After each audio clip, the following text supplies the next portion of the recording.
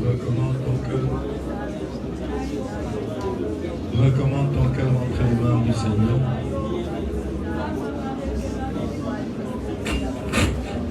Que le Seigneur bénisse tes dîmes, tes actions de grâce. Que le Seigneur soit favorable à ton offrande. Que le Seigneur soit favorable à tous ceux qui apportent leur dîme, leur action de grâce. Nous te bénissons pour les témoignages, Seigneur. Nous te remercions pour ce que tu fais. Nous te bénissons pour ce que tu es pour Gilgal, pour ce que tu es à Gilgal. Nous te remercions de nous avoir donné Gilgal, Seigneur. Merci.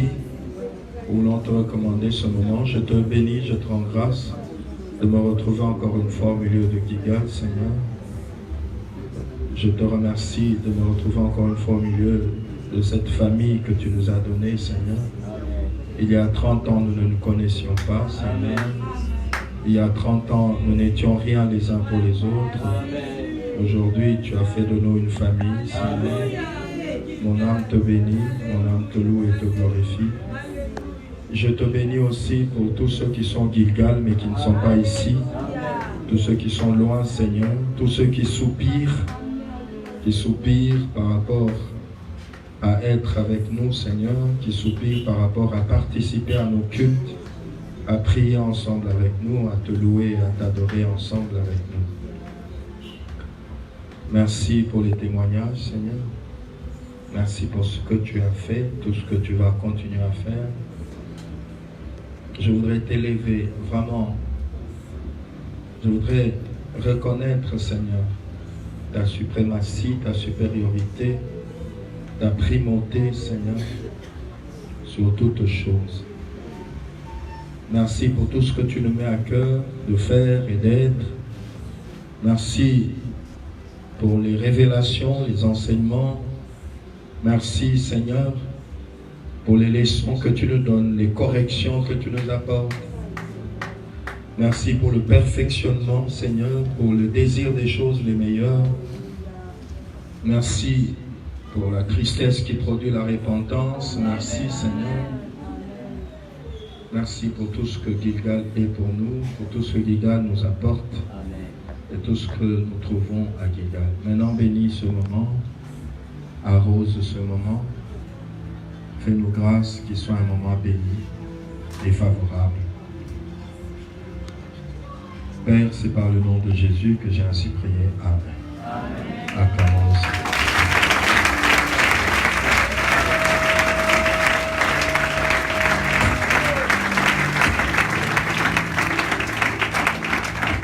Alléluia. Il est vivant. Le nom qui sauve. Le nom qui bénit.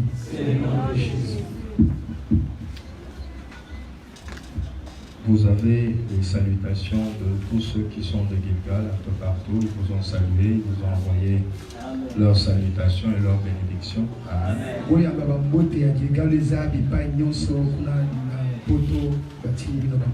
Ceux qui sont de Gilgal et qui sont dans la région parisienne,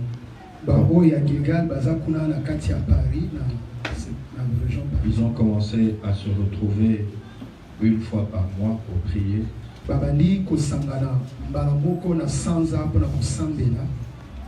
Ayant à cœur de prier pour eux, pour que Dieu les aide, que Dieu les guide, que Dieu les conduise, parce que même cette église a commencé comme ça.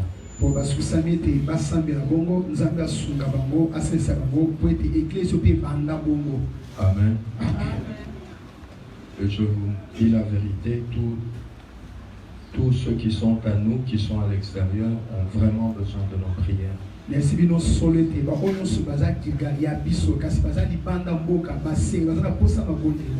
faut beaucoup prier pour eux. Si tu es ici et tu envisages d'aller vivre à l'étranger, il faut beaucoup t'enraciner dans le Seigneur. Ce n'est pas facile de vivre la foi chrétienne à l'extérieur. Alléluia. Et beaucoup perdent la foi. Beaucoup n'ont plus que l'apparence de la piété. plus que l'apparence. Et quand tu discernes vraiment comment il vit, tu sens qu'il n'a plus que la peau, l'apparence, mais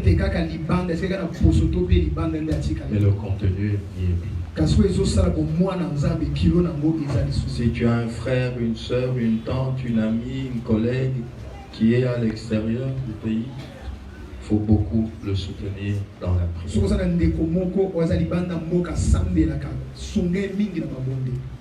Tout ce que j'ai vu là-bas, tout ce que j'ai entendu aussi sur Gilgal, a mis une grande tristesse dans mon cœur. Alléluia. Je sens c'est pas une tristesse, je sais pas mon nez, une tristesse de fardeau. J'ai une tristesse de fardeau sur la vraie valeur de la vie chrétienne de chacun de nous.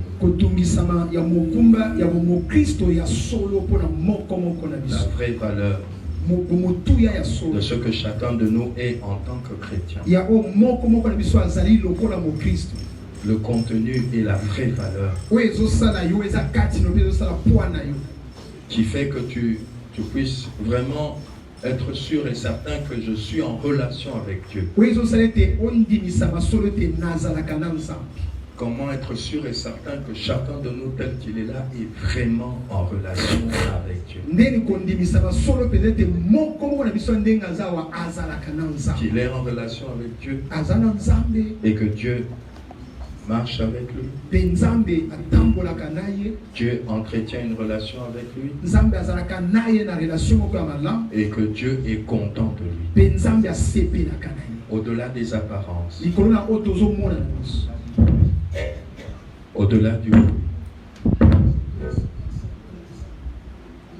Alléluia. Au-delà des apparences, au-delà du bruit. Comment être sûr et certain que chacun de nous vit et marche comme Dieu attend de lui.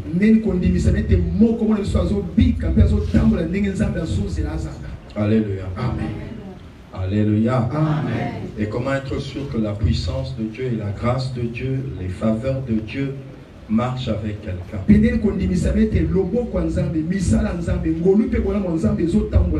Bien aimé, Dieu fait des choses extraordinaires.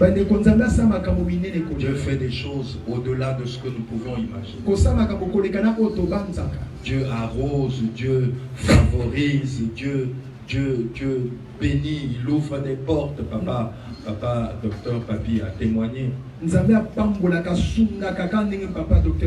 fait des choses et peut faire des choses au-delà de tout ce que nous pouvons imaginer. Dieu peut nous étonner. Dieu peut accomplir chacune de nos paroles.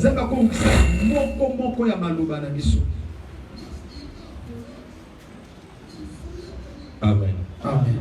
Dieu peut accomplir chacune de nos paroles. Est-ce que Bako peut ranger une fois pour toutes comme ça?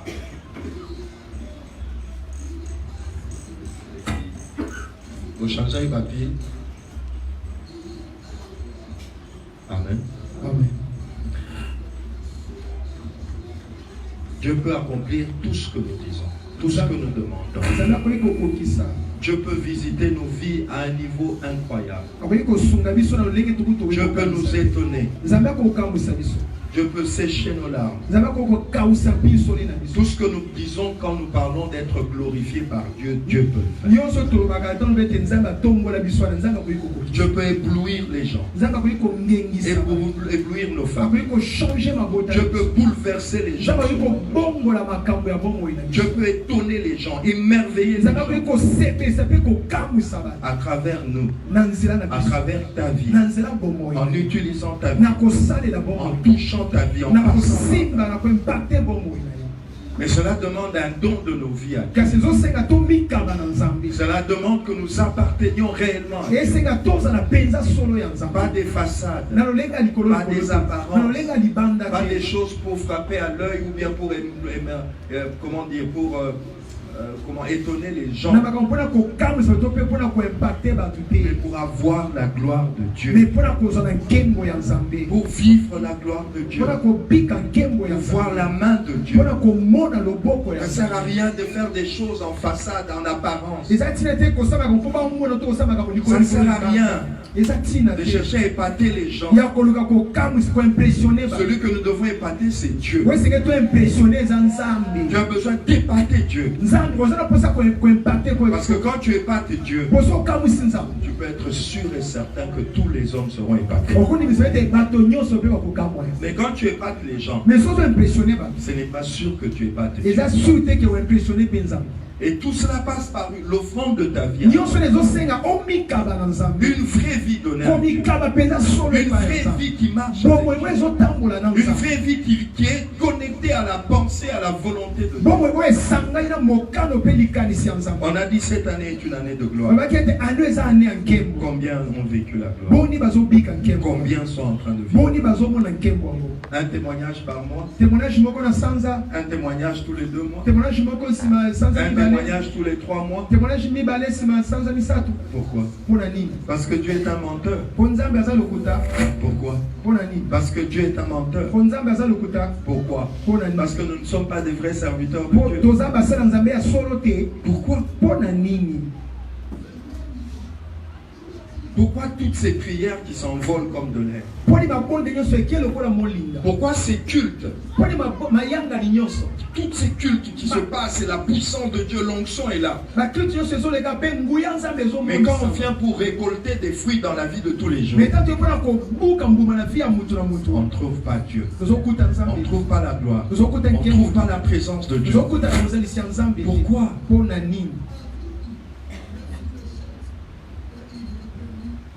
Alléluia. Amen. Il est vivant. Dieu peut faire des choses extraordinaires. Dieu peut nous glorifier. Dieu peut nous favoriser. Dieu peut ouvrir des portes qu'on n'a jamais ouvertes. Dieu peut faire des choses au-delà de ce que nous pensons. Dieu peut confondre nos adversaires, briser les forteresses de nos ennemis. Dieu peut nous permettre de marcher sur nos ennemis. C'est pour ça qu'il est Dieu. Et c'est pour ça que nous sommes le peuple de Dieu. Et c'est pour ça que toi et moi nous prions. Alléluia. Amen. Alléluia. Amen. Paul disait, je frappe non pas comme frappant l'air. Je frappe pour atteindre. Je prie pour atteindre. Je marche avec Dieu pour atteindre. Alléluia. Amen. Le nom qui sauve. C'est le nom de Jésus.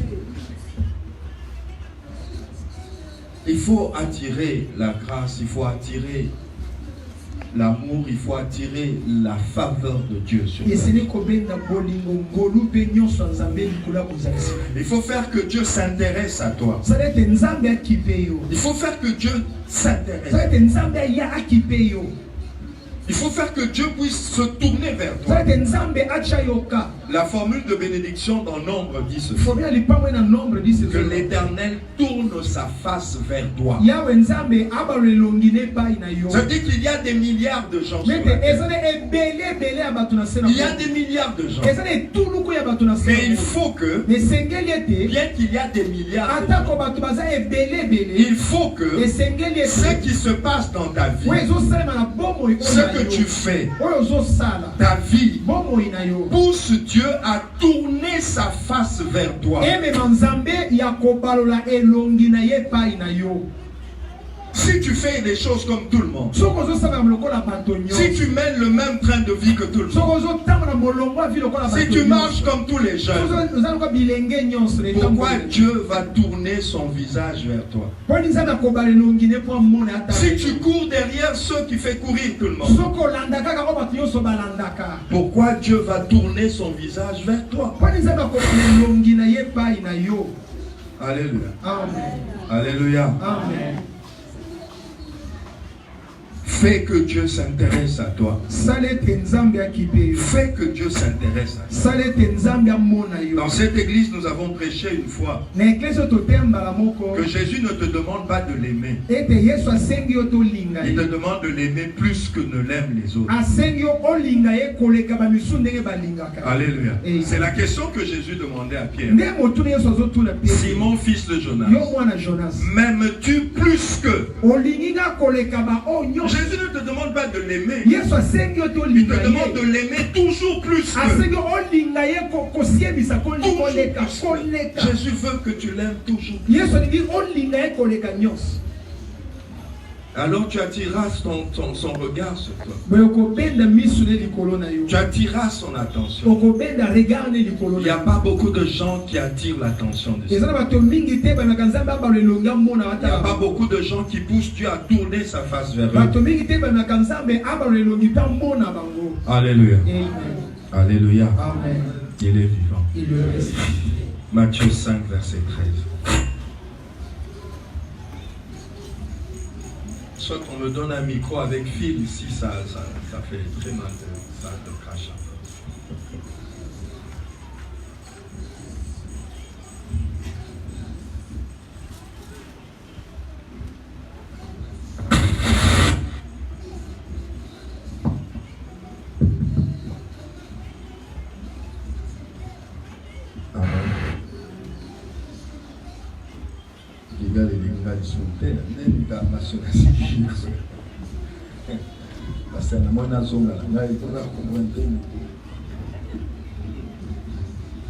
Amen.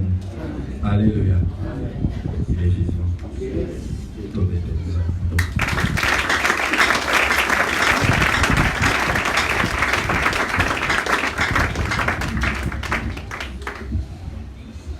Matthieu 5, verset 13. Amen. Vous êtes le sel de la terre.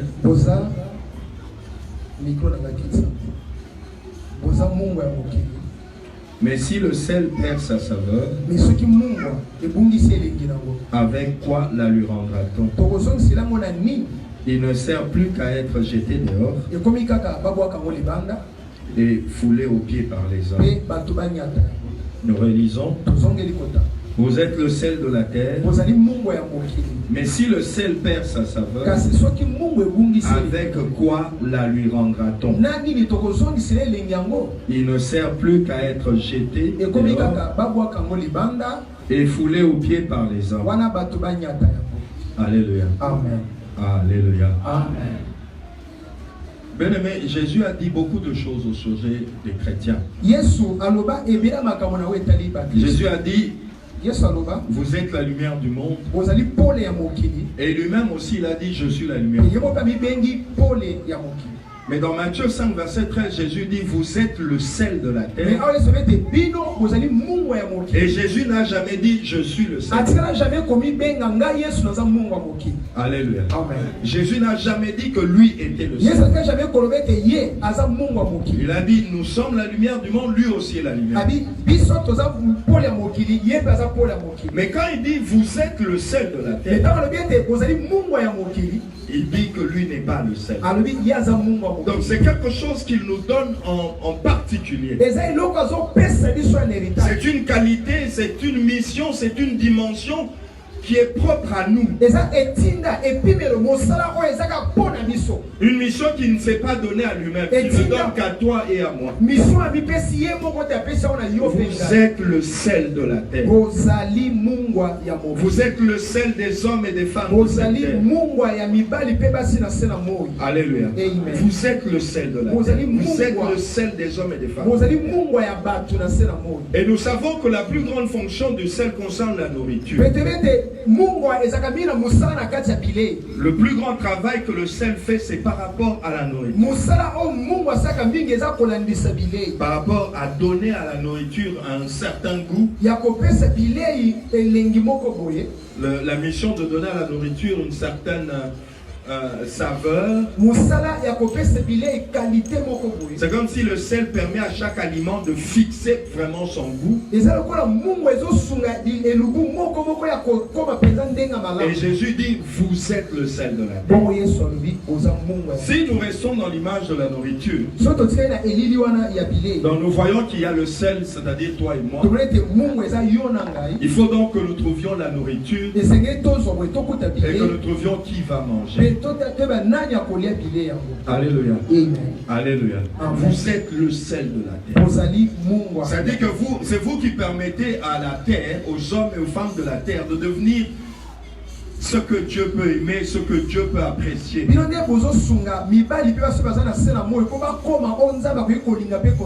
Et le problème, c'est que chacun de nous doit pouvoir dire, est-ce que la vie que moi je mène aujourd'hui,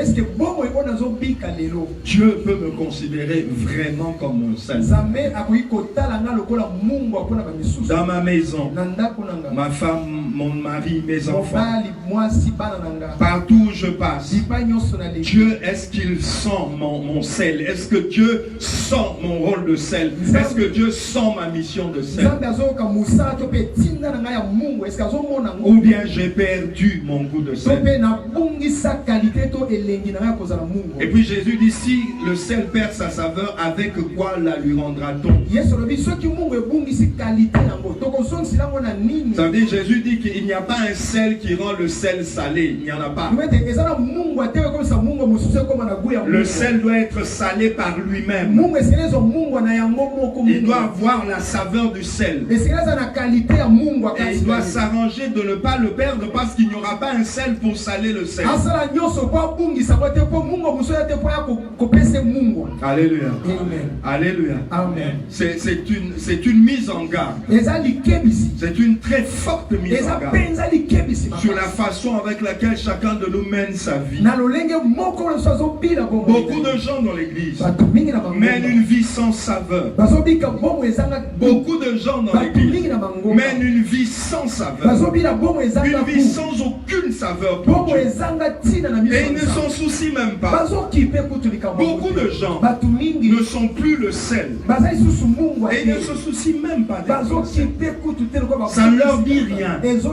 Ils n'y pensent même pas. Ils ne comprennent pas que Dieu veut saler quelqu'un. Dieu veut saler les gens avec eux.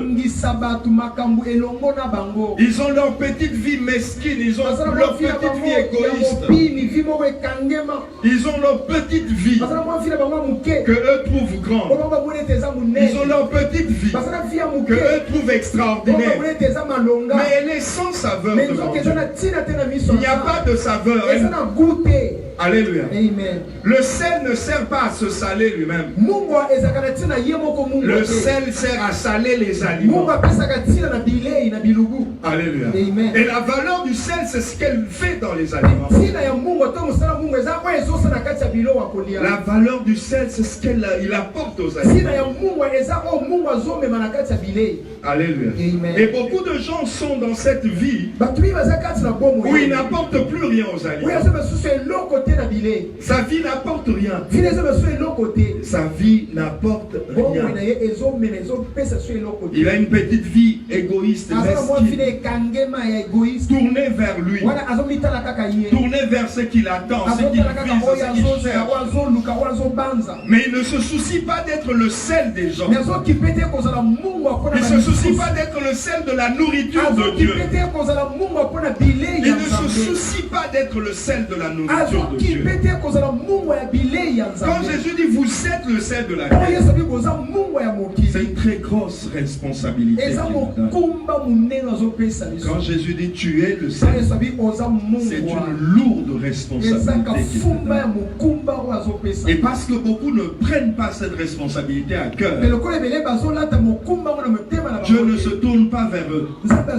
Dieu ne les regarde pas. Dieu ne s'occupe pas d'eux. Dieu ne fait pas lever sur eux sa face. Et ils prient dans le dos de Dieu. Ils chantent dans le dos de Dieu. Ils vivent dans le dos de Dieu. Dieu ne fait pas lever sa face sur eux. Dieu ne se tourne pas vers eux. Alors ils ratent leur destinée. Ils ratent les promesses. Ils ratent la puissance. Ils ratent les grâces. Ils ratent les bénédictions. Beaucoup de gens dans l'église vivent une petite petite vie. Le sel ne vit pas une petite vie. Le sel vit une très grande vie.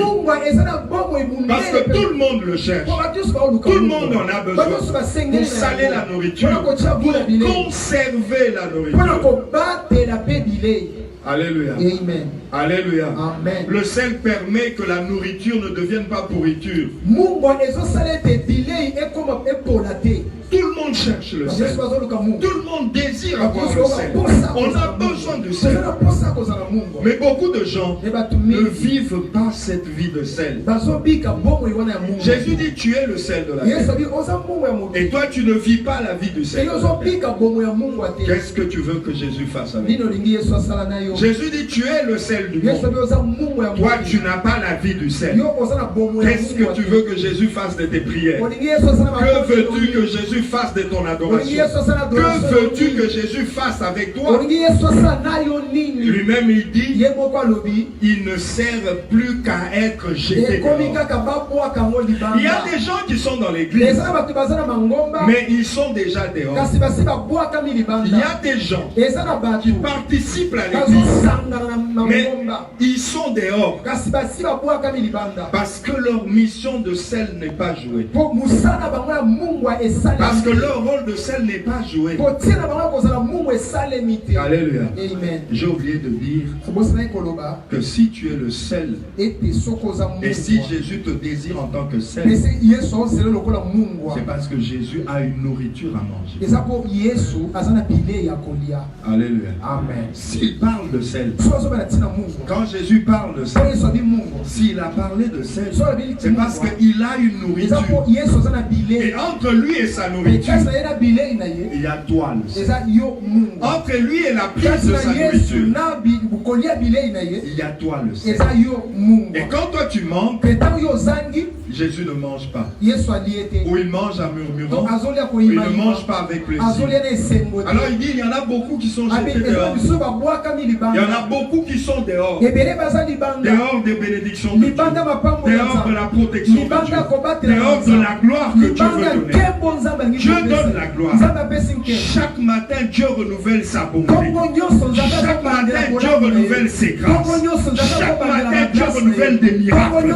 Chaque matin, Dieu renouvelle des guérisons. Je dis bien, chaque matin, il y a une effusion de guérison. Chaque matin, il y a une pluie de grâce. Chaque matin, Dieu verse la prospérité. Dieu verse les bénédictions. Chaque matin.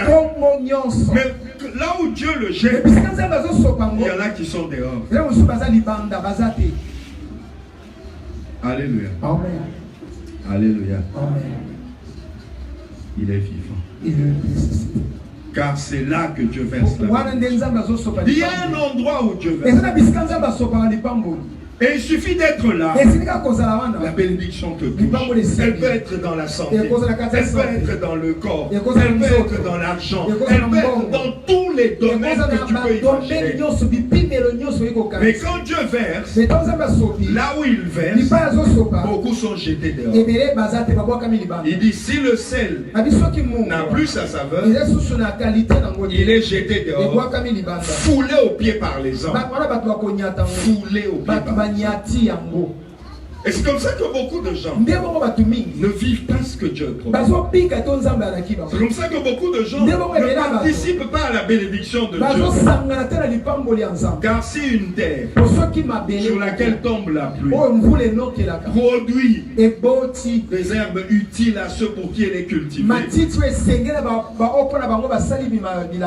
elle participe à la bénédiction. Alors les gens ne participent pas à la bénédiction de Dieu. Nous voulons arracher les bénédictions. Nous voulons arracher les bénédictions. Là où Dieu dit participe. Nous voulons arracher les bénédictions. La bénédiction commence à être cherchée de force. Là où Dieu te dit participe à la bénédiction. Comment est-ce qu'on participe à quelque chose? En étant là où elle se déroule. Comment est-ce qu'on participe à une bénédiction? En venant là où elle se déroule. Mais beaucoup sont jetés dehors. Parce que la vie que nous menons n'est pas la vie du sel. La nourriture que Dieu veut manger reste fade. La nourriture que Dieu veut manger n'est pas assaisonnée. Il y a des gens qui te fréquentent. Ta famille, tes collègues, des gens dans le quartier qui te fréquentent. Ces gens-là sont la nourriture de Dieu. Il y a des mamans qui te fréquentent. Je les vois. C'est parfois même Dieu qui les envoie. Toi, tu as cru que tu l'as croisé par hasard. Non, Dieu l'a envoyé. Parce qu'elle est une nourriture. Cette maman est une nourriture. Cette femme est une nourriture. Ce papa est une nourriture. Cet ami-là est une nourriture. Dieu te l'envoie pour que tu puisses le saler et qu'elle devienne une nourriture de Dieu. Que sa vie donne des actions de grâce. Que sa vie réjouisse le cœur de Dieu. Mais quand tu le crois, au lieu de saler sa vie, au lieu de saler sa vie, tu te mets à parler de tout et de rien. Dieu attend que tu mettes le sel. Non, tu lui parles du football. Dieu attend que tu mettes le sel. Non, tu lui parles de la politique. Dieu attend que tu le saches. Non, tu lui parles des copes. Ah non, on a la cope, moi, bien. Et voilà comment des gens qui prient ne sont plus le sel que Dieu attend. Et ils sont nombreux. Nombreux. Ils sont tellement nombreux que je ne sais pas ce qui se passe. Les hommes qui te fréquentent, les gens qui te fréquentent sont une nourriture pour Dieu. Ils sont une nourriture. Il y a un passage où Pierre dit: offrez des victimes spirituelles à Dieu. Amen. C'est qui ces victimes spirituelles? Ce sont les filles que nous rencontrons. Ce sont nos familles, ce sont nos frères, nos collègues. Dieu veut que nous les offrions comme des victimes spirituelles. En les gagnant à Dieu, en touchant leur cœur, en les amenant à la repentance. Mais aujourd'hui, quand tu croises tes amis, c'est pour parler des choses de cette vie. Ce n'est que pour parler du monde. Ce n'est que pour parler du foot, du sport, de la politique. Tu ne sales pas leur vie. Tu n'assaisonnes pas leur vie. Voilà comment beaucoup ont perdu leur saveur de sel. Alors ils sont jetés dehors. Quand Dieu verse la bénédiction, eux sont dehors. Quand Dieu verse ses grâces, eux ils sont dehors. C'est comme quand Jésus est apparu aux 11 apôtres à la résurrection. Thomas n'était pas là. Et beaucoup sont comme ça. Quand Dieu apparaît, eux ils sont dehors. Quand Dieu visite, ils sont dehors. Ils ne participent pas à la bénédiction de Dieu. On n'arrache pas les bénédictions. On ne combat pas les bénédictions. On ne combat pas pour avoir les bénédictions. On participe à la bénédiction. On participe à la bénédiction. Mais la bénédiction, il faut participer là où elle se déroule. Mais si parce que tu n'es plus le sel, ta vie est jetée dehors, comment vas-tu participer à la bénédiction? Parce que quand on parle de jeter dehors, c'est par rapport à un endroit. Quand on dit jeter dehors, c'est par rapport à un endroit où la bénédiction descend. Alléluia. Arrêtons les apparences. Arrêtons de nous tromper sur notre vie chrétienne. Vous savez, le plus grand danger, c'est de croire être quelqu'un alors qu'on ne l'est pas. La plus grosse erreur que quelqu'un peut se commettre, c'est de croire être dans des choses dans lesquelles en réalité il n'est pas encore. Prends conscience de ce que je te dis. Dieu m'a mis un fardeau terrible sur la réalité de la vie chrétienne de chacun de nous. Pour beaucoup de gens que nous rencontrons, qui sont dans nos églises, il n'y a pas de raison de rire avec eux. Il faut pleurer pour eux. Il faut implorer Dieu pour eux. Il y a beaucoup de gens avec qui nous parlons. Tu les vois, tu crois qu'il est bien. Mais par rapport au sel, Dieu l'a déjà jeté dehors. Et au lieu de rire avec eux, au lieu de sourire avec eux, il faut jeûner pour eux. Il faut implorer Dieu pour eux. Vous ne pouvez pas comprendre ce que je vous dis. Il y a beaucoup de gens au milieu de nous. Beaucoup de gens dans les églises. La mort est en train de les ronger. Parce que la qualité de sel est perdue. Le sel conserve. Le sel protège. Le sel préserve. Quand il dit tu ne permettras pas que ton oin voie la corruption, c'est le sel du oin qui le protège de la corruption.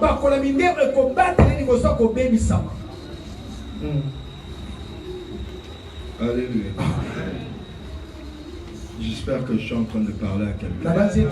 Parce que je n'ai que mes paroles pour te parler. Beaucoup ont perdu le sel. Ils ne servent à rien. Ils ne servent. Comment voulez-vous que Dieu s'intéresse exceptionnellement à toi si tu ne lui sers à rien? Comment veux-tu que Dieu fasse cas de toi? Comment veux-tu que Dieu fasse descendre sa main puissante dans ta vie? Si ta qualité de sel, tu l'as perdu. Vous êtes le sel de la terre. Mais si le sel perd sa saveur, avec quoi la lui rendre? Il ne sert plus qu'à être jeté dehors, foulé au pied par les hommes. Vous êtes le sel de la terre. Tu es le sel de ta femme. Tu es le sel de ton mari. Tu es le sel de tes enfants. Tu es le sel de tes parents. Tu es le sel des gens avec qui, les gens avec qui tu travailles 7 jours sur 7, 12 mois sur 12. Chaque jour tu vas au travail. Dieu est en train d'attendre que tu puisses saler ces gens. Et quand tu les pourris avec Vita, tu les corromps avec la politique, au lieu de les saler avec l'évangile, au lieu de les saler avec l'amour de Dieu. Et quand tu reviens dimanche à l'église,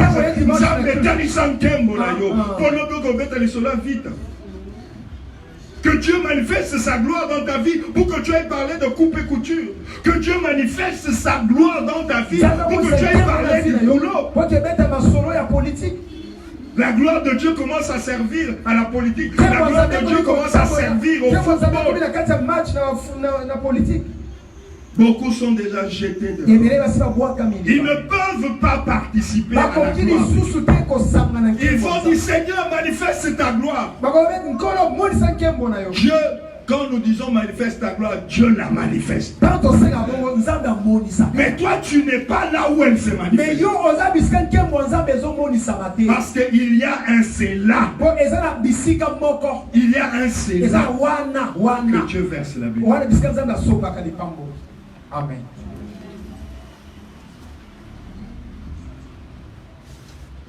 J'allais dire que je n'allais pas en parler. Mais tu vas voir, quand j'entre parfois sur Facebook, j'ai mal au cœur.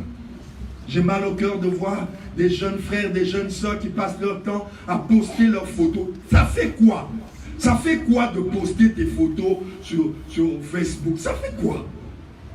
Ça fait... Excusez-moi, mais moi je pars en Europe, je pars en Amérique. Vous avez déjà vu mes photos sur Facebook? Quand tu vas en Gilles ici, tu postes tes photos sur Facebook. Ça fait quoi? Ça fait quoi? Est-ce que tu sais au moins que tu t'exposes?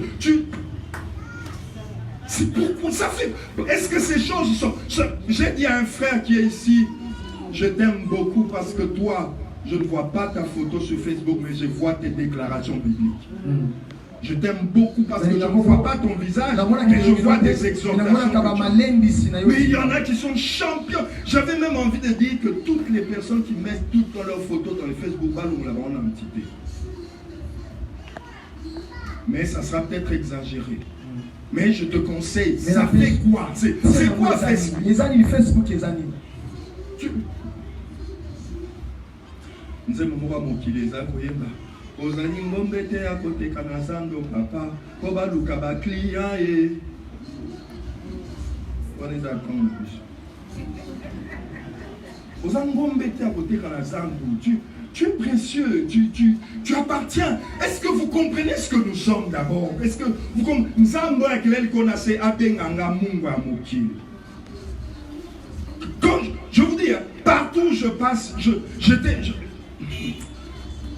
oh Dieu, il y a des gens que Dieu est en train de jeter dehors parce qu'ils ne comprennent pas ce que Dieu les a appelés à être. Parce qu'ils ne comprennent pas la mission que Dieu est en train de leur donner. Ils ne comprennent pas. Ils ne comprennent pas ce que Dieu veut faire avec eux. Ils ne comprennent pas. Tout ce qui est précieux est rare. Tout ce qui est cher et rare, on le met pas comme ça. Je disais à quelqu'un, je suis jaloux de ma vie. Jaloux de ma vie, je ne peux pas l'exposer comme ça. Le sel de la terre. Le sel de la terre. Nous sommes le sel de la terre. Je veux que je donne la vie à chaque personne qui me rencontre.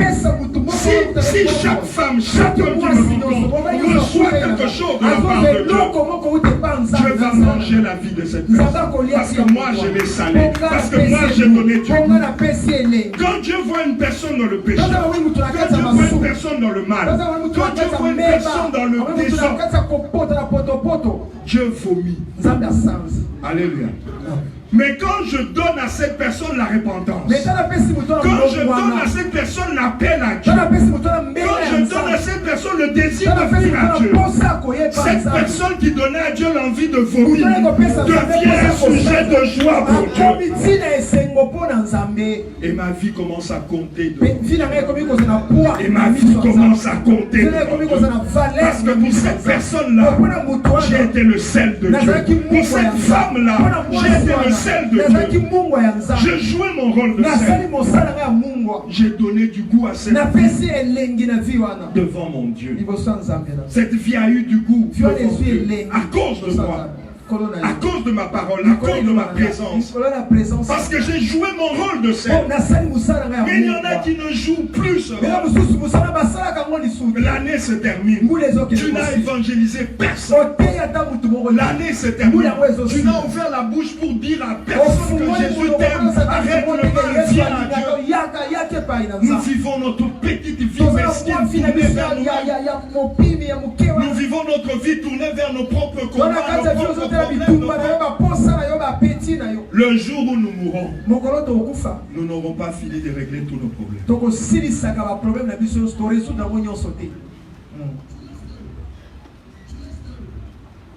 J'espère que je parle à quelqu'un. J'espère que je parle à quelqu'un. Vous êtes le sel de la terre. Il faut que tu comprennes que les hommes et les femmes que Dieu t'envoie sont de la nourriture. Lisons Jean 4. Amen.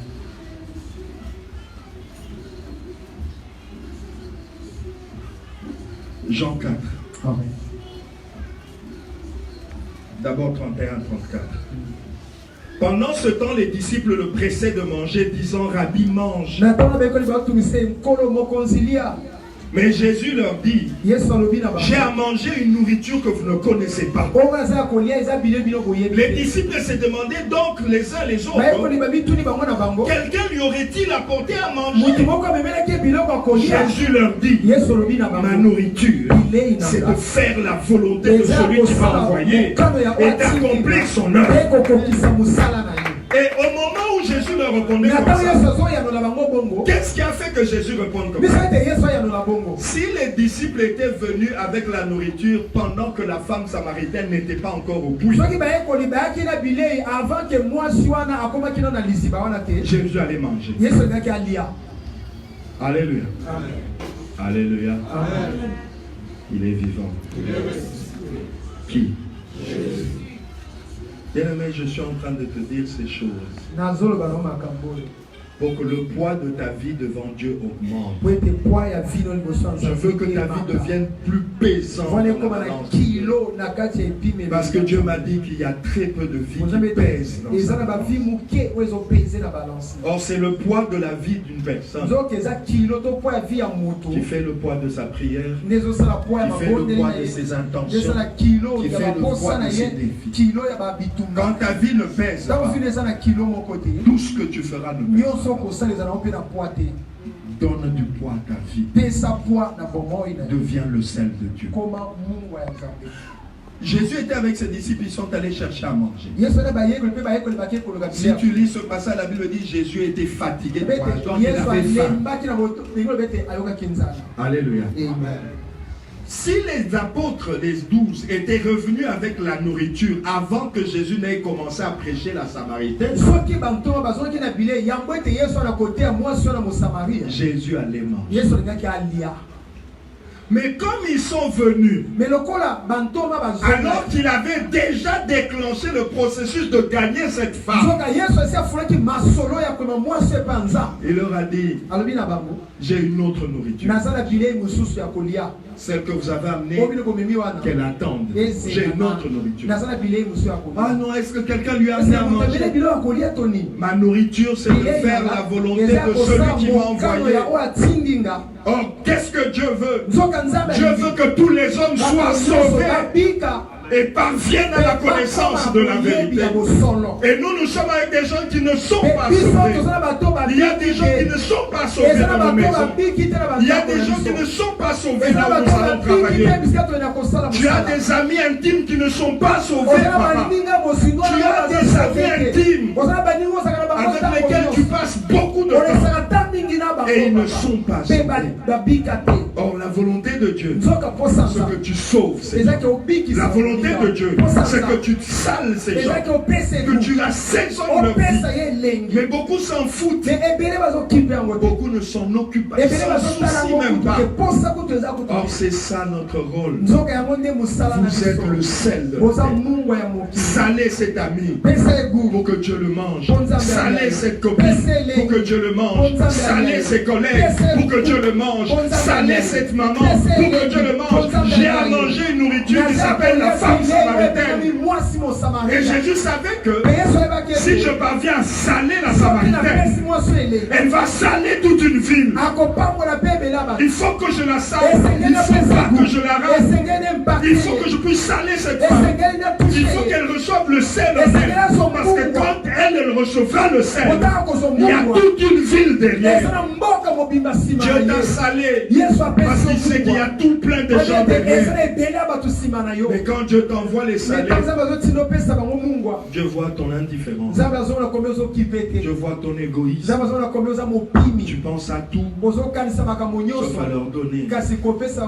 Tu penses à tout, sauf à partager avec eux le sel que Dieu a. Et ton poids dans la balance de Dieu ne fait que baisser. Ne fait que baisser. Il y a tellement de gens qui pèsent léger. Quand nous venons à l'église, vous savez l'église, quand nous nous retrouvons ici, c'est très trompeur. Alléluia. Nous pensons beaucoup de choses, nous nous disons beaucoup de choses. La vraie valeur de quelqu'un, c'est ce qu'il est seul.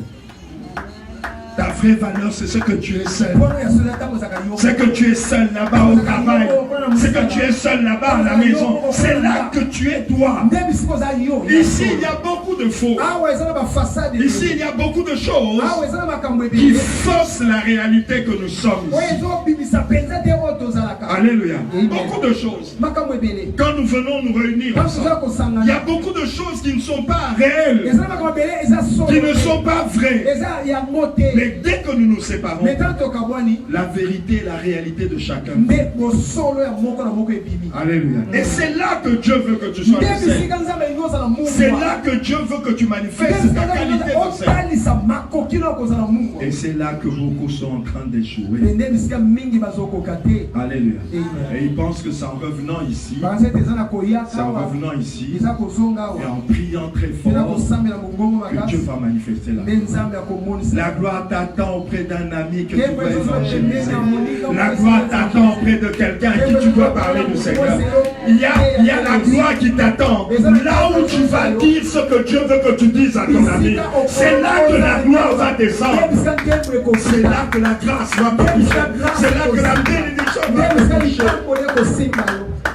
Ce que nous sommes aujourd'hui, nous l'avons eu à Gilgal. Mais pas à Gilgal mûr. Mais ça en allant prêcher dans les trains. C'est en évangélisant dans les bus. C'est en faisant des choses dans la vie de tous les jours que la gloire va toucher nos vies. Oh, c'est dans la vie de tous les jours que beaucoup de gens ne font rien. Alléluia. J'ai à manger une nourriture que vous ne connaissez pas. Et la nourriture du Seigneur, c'était de gagner la Sainte. C'était la nourriture qu'il a fait. Jésus était en train de préparer sa nourriture. Ils ont amené le foufou, ils ont amené la chipoule. Toi aujourd'hui on t'amène beaucoup de choses. On t'amène les matchs, on t'amène la politique, on t'amène ceci, on t'amène le cela. Tu vas trouver Jésus en train de cuisiner sa nourriture à lui. Il dit, j'ai à manger une nourriture que vous ne connaissez pas. Vous, toute la nourriture que vous connaissez, c'est aller manger le foufou, manger le chipoule. Mais je voudrais vous dire que moi et mon Père, nous avons une autre nourriture. J'ai à manger une nourriture que vous ne connaissez pas. Salez-moi cette nourriture. Mettez du sel dans cette nourriture.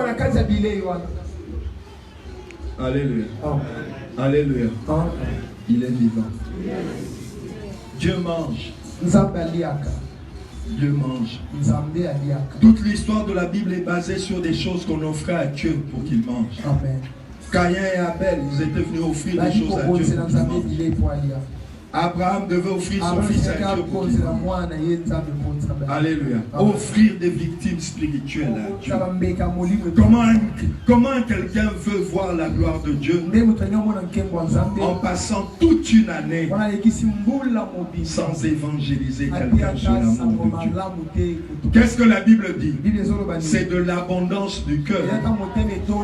C'est de l'abondance du cœur que la bouche parle. Maintenant, toi, toute cette année, tu as parlé de fatigue. Toute cette année, tu as parlé de béton. Toute cette année, tu as parlé de Barcelone. Toute cette année, quand tu parles avec les autres, ce n'est pas de Jésus. Maintenant, dis-moi, quelle est l'abondance de ton cœur? Parce que c'est de l'abondance du cœur que la bouche parle. Maintenant, toi, tu as parlé de quoi cette année? De quoi tu as parlé cette année? Aux gens qui ne connaissent pas Dieu. Vous savez ce qui est bizarre? Tu vas voir quelqu'un qui aime par exemple le foot. À quoi tu vas discuter avec un match? Aïe, il va monter. Mais à côté.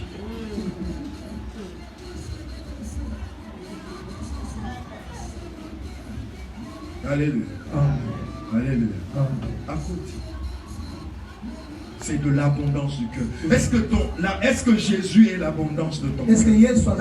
Est-ce que Christ est l'abondance de ton cœur? Et si Christ est l'abondance de ton cœur, en as-tu parlé? En as-tu parlé? Hier et avant-hier, il y avait la convention des hommes ici.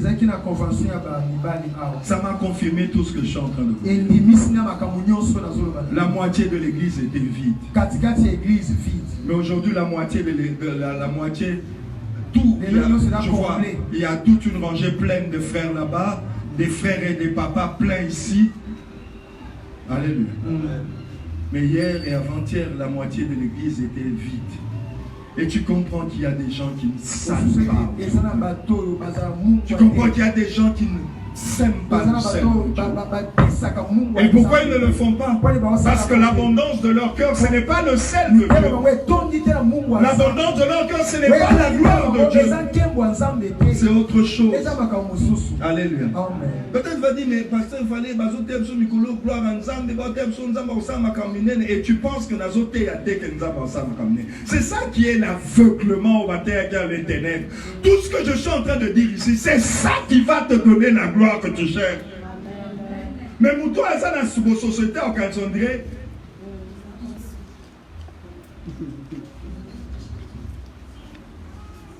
c'est une terre. Et souvent abreuvé par l'eau de la pluie qui tombe sur produit de l'herbe, utile à ceux pour qui elle est cultivée. Elle participe à la bénédiction de Dieu. Je suis le premier à être béni par le témoignage du docteur. Je serai le premier à être béni par ton témoignage. Mais je te dis justement comment être béni. Quand ton poids dans la balance de Dieu augmente, tu commences automatiquement à participer à la bénédiction de Dieu. L'histoire de la femme samaritaine a peut-être commencé dans l'humiliation. Elle avait 5 maris et puis elle avait plus de trésors. L'histoire de la femme samaritaine a commencé avec une humiliation. Jésus l'a peut-être humilié. Mais l'histoire de la samaritaine a fini dans la gloire. Cette femme a été glorifiée. La Samaritaine est une des femmes les plus glorieuses de la Bible. La Samaritaine est l'une des femmes les plus glorieuses de la Bible. Combien de femmes vous connaissez ont sauvé toute une ville? Combien de femmes ont apporté le salut de Christ à toute une ville? Combien de femmes ont ébranlé toute une ville, ont déstabilisé la puissance de Satan dans une ville et ont permis à Christ de sauver toute une ville? C'est ça être le sel de la terre. C'est ça être le sel de la terre. C'est de lézarder les fondations de Satan dans la vie des gens. C'est de permettre que Dieu utilise ta petite vie pour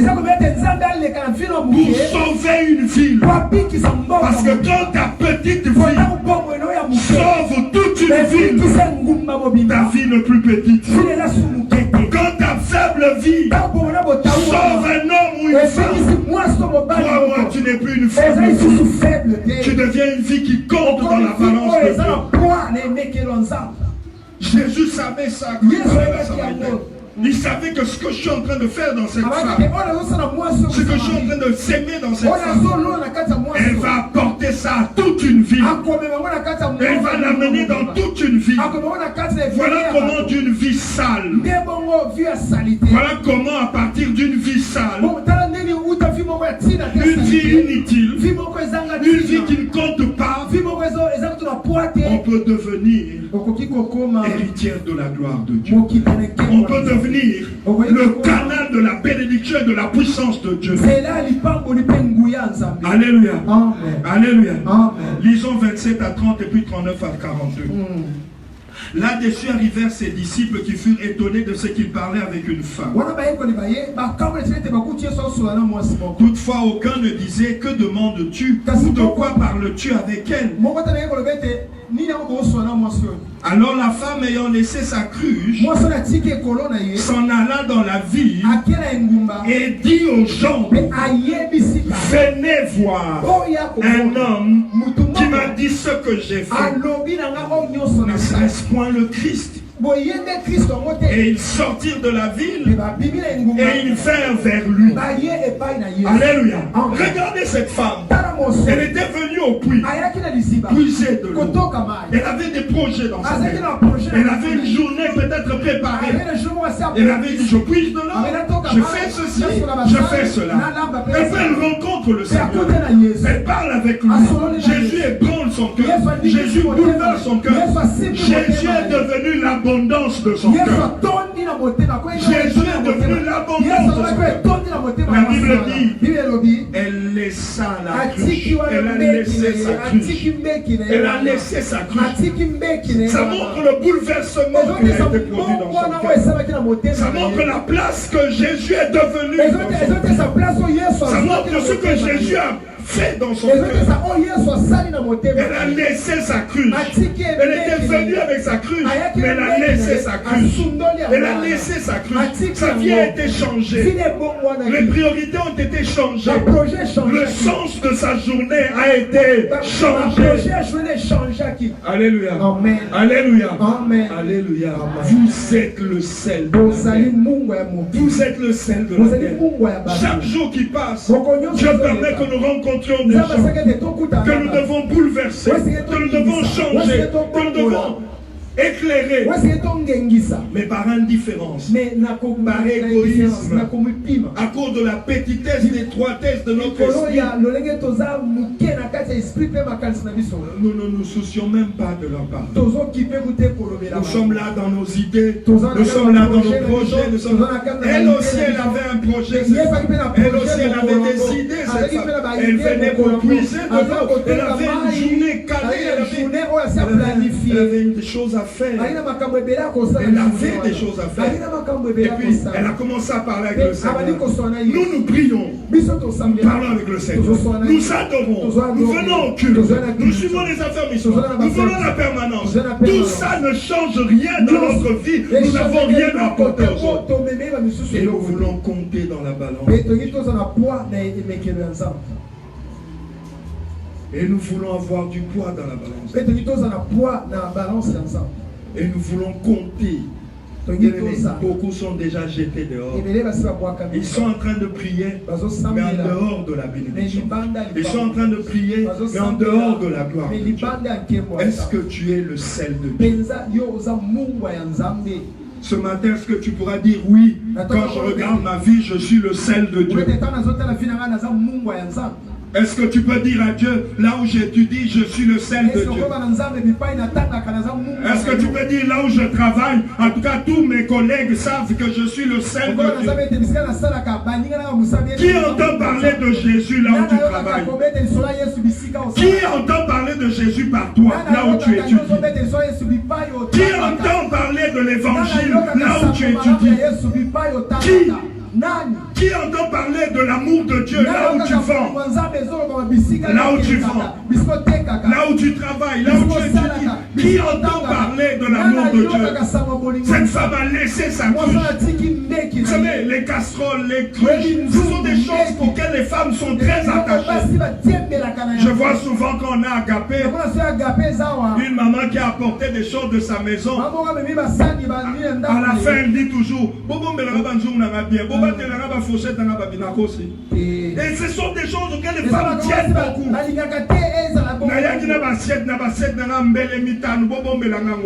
Les mamans tiennent à ça. De cette femme aussi avait sa cruche. Mais tellement elle a été bouleversée, tellement elle a été touchée parce que Jésus lui a dit. C'est ça là, c'est ça le sel. Le sel n'est pas sel pour lui-même. Le sel n'est pas sel pour lui-même. Cette femme pouvait rester là.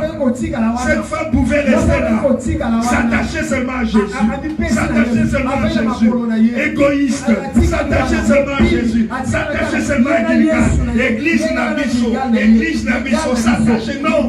Elle a compris que je dois être le sel. Ce sont les autres que je dois saler. Ce sont les autres que je dois saupoudrer. Ce sont les autres que je dois toucher. Elle a laissé là. Elle a laissé sa cruche. Elle a couru. Elle est allée dire aux gens de la ville, venez voir. Venez voir. Venez voir un homme qui m'a dit tout ce que j'ai fait. Venez voir. Son cœur était devenu un sel. Son cœur était devenu le sel. Il fallait parler aux autres. Il fallait dire aux autres ce que Jésus a fait pour moi. Ce que Jésus a fait de ma vie. Ce que Jésus a bouleversé en moi. Alors je reprends ce que j'ai dit. Si nous ne parlons pas tellement de Jésus aux autres, c'est parce que Jésus n'est pas l'abondance. L'abondance de notre cœur, c'est nos problèmes, nos difficultés. L'abondance de notre cœur, ce sont nos défis, les choses qui ne marchent pas. Ce n'est pas l'abondance de notre cœur que de parler de son amour, de parler de son amour. Maintenant, comment voulez-vous compter? Comment voulez-vous que nous puissions compter? Comment voulez-vous que nous puissions compter dans les choses que Dieu veut faire? Comment voulez-vous que Dieu fasse attention à nous? Nous qui perdons notre qualité de sel. Cette femme pouvait rester là, dit bon, je reste avec Jésus, c'est fini. Elle est rentrée dans la ville. Elle n'est pas allée dans sa maison. Elle a commencé à passer de porte à porte. Elle disait aux gens dans la ville, aïe pas maman, ma fille, aïe pas maman chose. Toute la ville c'est pas une maison, c'est plusieurs maisons. Mais elle commence à crier comme ça. Initié, maman Régine, maman Moye. Elle a commencé à parler à toute la ville. Venez voir un homme. Venez voir un homme qui m'a dit tout ce que je fais. Est-ce que ça ne serait pas lui le Christ? Alléluia. Alléluia. 39 à 42. Plusieurs Samaritains de cette ville crurent en Jésus à cause de cette déclaration formelle de la femme. Il y a des gens qui doivent croire à cause de tes déclarations. Il y a des choses, il y a des gens qui vont se convertir. Ça veut dire que l'homme s'en a bien dans la bateau, et ça n'a pas tout, parce que les gens n'ont vie à ma paix parce que ils ont la mon côté. Et ça n'a pas tout, parce que ils ont la mon côté. La Bible dit, plusieurs Samaritains de cette ville crurent en Jésus à cause de cette déclaration formelle de la femme. Il m'a dit tout ce que j'ai fait. Est-ce que ça qui est grave, il m'a dit tout ce que j'ai fait? Mais toi, tu as combien de prédications combien d'enseignements tu n'as pas eu, des affermissements? Tu peux aller affermir les gens. Il y a trop d'apparence chrétienne aujourd'hui. Beaucoup de gens ont l'apparence d'être chrétiens. Beaucoup de gens ils pensent qu'ils sont chrétiens. Un jour je disais ici, qu'on ne vous trompe pas, Dieu n'a jamais soldé Jésus. Jésus n'a pas été soldé. Il reste celui qu'on cherche et qu'on trouve quand on le cherche. Je suis en train de dire ces choses parce que je veux que tu vives la gloire. Je suis en train de dire ces choses parce que je veux que tu vives la puissance. Je suis en train de dire ces choses parce que je veux que tu voies et que tu témoignes que Dieu est vivant dans ta vie. Mais beaucoup d'entre nous, nous menons une vie qui ne peut pas montrer que Dieu est vivant. Nous avons une vie d'indifférence, d'égoïsme. Nous avons une petite vie mesquine, égoïste, tournée vers nous-mêmes. Des choses qui ne peuvent pas nous permettre de voir la gloire. Vous êtes le sel de la terre. Joue ton rôle de sel. Demande à Dieu de t'aider à être son sel. Demande à Dieu de te rendre capable de saler sa nourriture. Aussi quand les Samaritains vinrent le trouver, ils le prièrent de rester auprès d'eux. Et il resta là 2 jours. Un beaucoup plus grand nombre crurent à cause de sa parole. Et il disait à la femme, ce n'est plus à cause de ce que tu as que nous croyons, car nous l'avons entendu nous-mêmes et nous savons qu'il est vraiment le Sauveur. Cette femme a permis aux gens de rencontrer vraiment le Seigneur. Alléluia. Et si tu connais les mystères des choses de Dieu, tu sais que cette femme, la Samaritaine, même si son histoire a commencé dans la saleté, elle a fini dans la gloire. Alléluia. Alléluia. Amen. Il est vivant. Il est ressuscité. Bien-aimé, Dieu veut que tu pèses dans sa balance. Pour que Dieu tourne sa face vers toi. Que Dieu fasse cas de ta vie. Pour que Dieu s'intéresse à toi. Je vois déjà des gens qui vont me dire, mais pasteur, on a qu'une entité. Pasteur, je viens à la MSG. Pasteur, oui, c'est bien. C'est très bien. Mais le Seigneur veut que nous puissions gagner des vies. Gagner des vies. Parce que les vies gagnées, c'est ça la nourriture que le Seigneur veut. Ne te contente. Aujourd'hui, l'église est devenue comme un voile pour beaucoup de gens.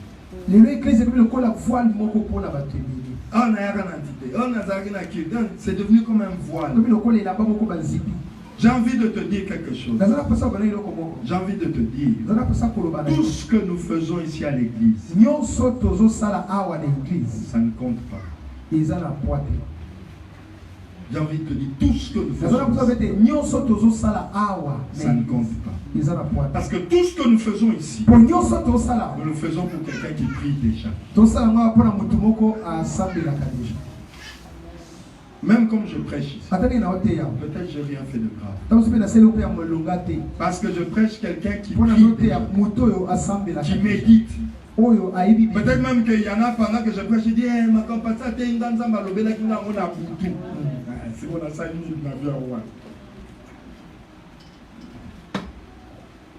tout ce que nous faisons ici n'a pas un très grand prix. C'est ce que nous faisons là-bas.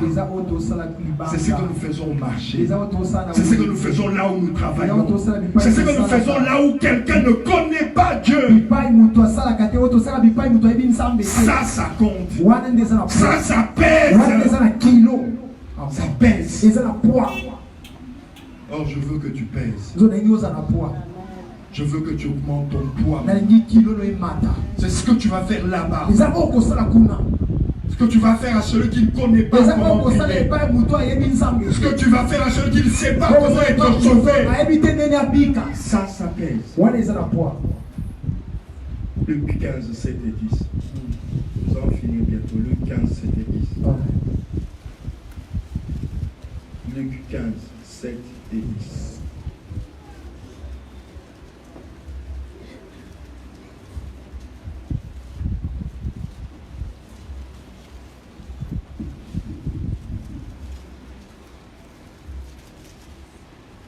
Amen. De même, je vous le dis, il y aura plus de joie dans le ciel pour un seul pécheur qui se repent que pour 99 justes qui n'ont pas besoin de répandre. Verset 10. De même, je vous le dis, il y a de la joie devant les anges de Dieu pour un seul pécheur qui se repent. Parce que c'est ça leur nourriture. C'est ça la nourriture de Dieu. C'est ça la nourriture du royaume de Dieu. Parce que quand un pécheur se repent, le sang de Jésus n'a pas coulé pour lui. Quand un pécheur se repent, quand quelqu'un entend parler de Jésus, quand quelqu'un est amené à la conversion, les souffrances de Christ n'ont pas été vécues pour rien. Alors on te dit, de même je vous le dis, il y aura plus de joie dans le ciel. Plus de joie. Plus de joie. C'est pour ça que je vous ai dit, ce que nous faisons ici ne pèse pas autant que ce que tu vas faire. Ce que nous faisons ici ne pèse pas autant que quand à l'école tu évangélises. Quand au travail tu parles de Christ à quelqu'un. Quand dans un bus tu prêches. Quand dans un train tu prêches. Quand au marché tu parles à ta voisine. ça a beaucoup plus de poids que ce que nous faisons. C'est ça être le sel de Jésus. C'est ça être le sel de la terre. C'est ça être le sel de Dieu. Parce que tu donnes de la nourriture agréable à Dieu. Quand tu touches la vie de quelqu'un, quand tu amènes quelqu'un se tourner vers Dieu, tu sales sa vie. Tu assaisonnes sa vie. Et elle devient une nourriture que Dieu va aimer. Et même les anges. Et il y a une grande joie dans le ciel. Comment veux-tu ici la fête? Comment voulez-vous nazana mokilo? Fête bandi ko salama na lo la liko na ngai na mokilo batika nga bisufa. Comment voulez-vous na lo la batu bazo kota na ntembo batu bazo sepela. Fête salami na lo la bonga ya na mokili. Na tei mutu moko bongo motema lo la ebosa na ngai na babitumba na nga nazana mokilo. Si vous avez un mutu te na mokilo, nazo évangéliser mutu te na mokilo, donc na nga mungu ate, na senga lole ya kokipe ngai. Etika mutu azote ya mutu moko na kasangulu, etika mutu moko azo évangéliser na basimalimba, etika mutu moko azo évangéliser soki na Indonésie et ya kokipe yo mutu osano eloko te. Voilà comment nous perdons du poids devant Dieu. Voilà comment nous perdons de valeur parce que notre vie ne sert pas. Notre vie ne sert pas à Dieu. Nous ne servons pas à Dieu. Les gens qui nous fréquentent, qui sont dans les ténèbres, restent dans les ténèbres. Les gens que nos meilleurs amis à l'école, qui sont dans le péché, avec nous, ils restent dans le péché. Les gens qui travaillent avec toi, papa, ils font des affaires avec toi. Ils sont en enfer. Avec toi, ils restent en enfer. Et tu veux que le ciel soit attentif à ce que tu es en train de faire. Alléluia. Souviens-toi que tu es le sel. Souviens-toi que tu es le sel. Alléluia. Souviens-toi que tu es le sel. Et Dieu s'occupera de toi.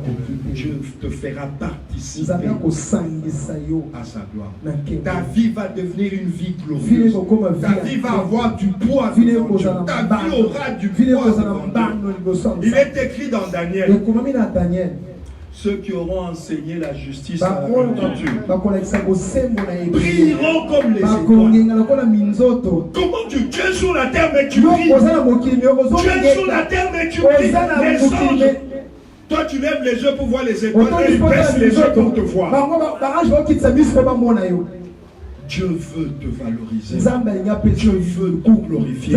Dieu veut te bénir. Dieu veut visiter ta vie. Dieu veut agir dans ta vie. Jésus a dit, si quelqu'un me sert, qu'il me suive. Et là où je suis, là sera mon serviteur. Si quelqu'un me sert, mon Père l'honorera. Évangélise, gagne des gens à Christ. Dieu va t'honorer. Prêche tes collègues, Dieu t'honorera. Prêche les gens, Dieu va te donner des occasions de prêcher. Dieu va te dire, apaise ces gens. Tu vas voir quelqu'un énervé, Dieu va te dire, communique-lui ta paix. Le ciel va se souvenir de toi. Le ciel se tournera vers toi. Dieu va laisser les Indonésiens. Il tournera sa face vers toi. Dieu va laisser ce qui se passe et il va tourner. Dieu peut être en train de regarder, je ne sais pas moi, à l'est ou à l'ouest. Et il entend des anges qui crient comme si on a marqué un but. Oui, tu as marqué un but parce que quelqu'un s'est converti. Et Dieu va se tourner. Il va dire faites-lui du bien. Dieu va dire faites-lui du bien. Bénissez-le. Bénissez-le. Visitez sa vie. Prends cette résolution d'évangéliser. Si tu ne sais pas parler, distribue des traités. Va à la maison de la Bible. Va chercher des traités. Donne aux gens. Tu lui donnes, tu dis si tu ne comprends pas, viens, on va partager. Amen. Mais que ta vie devienne le sel dans ton corps. Si tu as une vie tournée vers toi-même, ou les choses que tu reçois de Dieu ne nourrissent que toi-même, qu'est-ce que tu veux que Dieu fasse? La Samaritaine, elle a couru parce qu'il disait ce que je viens d'avoir ici, que quelqu'un le reçoive. Nous allons finir avec Acte 26. C'est un passage que le pasteur Malachi a prêché mercredi. Acte 26, 17 à 18. Et je voudrais te dire que c'est à toi aussi qu'elle s'adresse. Cette passage. Je peux même dire que cette parole, c'est ça, être le sel de la terre. Si tout ce que je dis n'a pas été compris, mais ce que nous allons lire ici, c'est ça, être le sel. J'étais choisi du milieu de ce peuple et du milieu des païens vers qui je t'envoie, afin que tu leur ouvres les yeux. Dieu nous a choisis, n'est-ce pas? Parfois quand nous prions, nous nous glorifions d'être choisis. Parfois quand nous prions, nous nous glorifions. Nous nous glorifions d'être choisis. Mais souvent nous ne comprenons pas très bien pourquoi justement Dieu nous a choisis. Nous nous vantons d'être choisis. Nous nous glorifions d'être choisis. Mais nous ne réalisons pas qu'il y a de la responsabilité à être choisis. J'étais choisi du milieu de ce peuple et du milieu des païens vers qui je t'envoie, afin que tu leur ouvres les yeux pour qu'ils passent des ténèbres à la lumière et de la puissance de Satan à Dieu, pour qu'ils reçoivent par la foi en moi le pardon des péchés et l'héritage avec les saints. Alléluia. C'est ça être le sel. C'est ça être le sel. C'est réaliser que Dieu t'a choisi. Si tu as la grâce aujourd'hui d'être dans une église, c'est une grâce extraordinaire du choix de Dieu. Mais ça ne s'arrête pas là à être choisi. C'est un choix au milieu des païens, mais envoyé vers ces païens. Dieu t'a choisi dans ta famille et t'envoie vers ces païens. Dieu t'a choisi et il t'envoie vers ces païens, afin que tu leur ouvres les yeux pour qu'ils passent des ténèbres à la lumière, de la puissance de Satan à Dieu, et qu'ils reçoivent par la foi en Christ le pardon de péché et l'héritage avec les saints. Et ça a été ça l'histoire de la femme. Elle est venue pécheresse, elle est venue souillée, sale. Mais en rencontrant Christ, elle est devenue le sel pour toute une vie. Bien aimé, c'est comme ça que Dieu veut que ta vie devienne dans ce monde. Tous les hommes, toutes les femmes que Dieu te permettra de rencontrer ont besoin de ce que Dieu a mis en toi. Les hommes et les femmes que tu vas rencontrer, petits ou grands, ils ont besoin de ce que Dieu dépose en toi. Et ne pas le faire, c'est perdre sa saveur de sel. Et Jésus dit, si tu le fais, tu vas être jeté dehors. Tu pries, mais dehors. Tu viens à l'église, mais en étant dehors. Tu ne participes pas à la bénédiction de Dieu. Tu ne participes pas à la richesse de Dieu. Tu ne participes pas à la gloire de Dieu. Tu ne participes pas à ce que Dieu veut. Or, ce n'est pas pour cela que Dieu t'a appelé. Dieu t'a appelé pour y participer. Alors prie Dieu, demande à Dieu de te faire grâce, demande à Dieu de te favoriser.